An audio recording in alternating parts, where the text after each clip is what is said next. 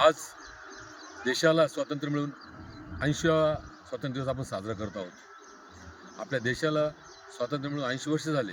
पण आजही मला असं वाटतं की आपण पारतंत्र्यात आहे. आपली शिक्षण पद्धती, आपली नॉमिनेशन पद्धती याच्यामध्ये जमीन आसमानचा फरक आहे. आपण शाळेत जे शिक्षण घेतो त्याचा आयुष्यामध्ये कुठल्या प्रकारचा उपयोग होत नाही.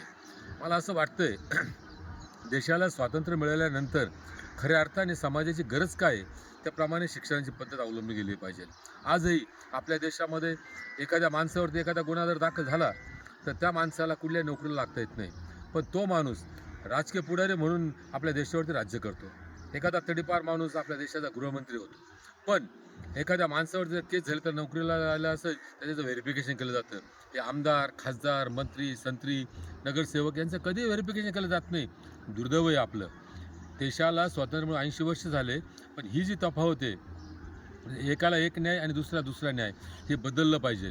आजही सुप्रीम कोर्टामध्ये जे मोठे मोठे जजेस किंवा हे नेमले जातात यांचं क्वालिफिकेशन किंवा यांचं बघितलं जात नाही.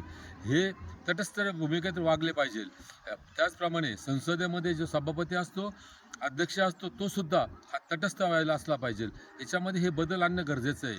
बाबासाहेबांनी संविधान ज्यावेळेला लिहिलं त्यावेळेला देशाचं सगळं भवितव्य डोळ्यासमोर ठेवून लिहिलं होतं. पण जसं जसं आपल्याला समाज बदलत गेला आपल्याला ह्या गोष्टी बदलल्या पाहिजेत. आजही देशामध्ये जे लोक सरकारी कर्मचारी होतात तेही आज सर्वसामान्य माणसाला लुटतात. आज जर आपण बघितलं तर जेवढे IAS IPS अधिकारी आहे यांच्याकडे जर धाडी टाकल्या तर मला वाटतं आपल्या देशाच्या 5 पंचवार्षिक योजना तयार होतील एवढा पैसा सगळ्याकडे निघेल. म्हणजेच थोडक्यात गरिबी आणि श्रीमंतीमधलं जे दोर आहे ती मोठ्या प्रमाणात वाढलेली आहे.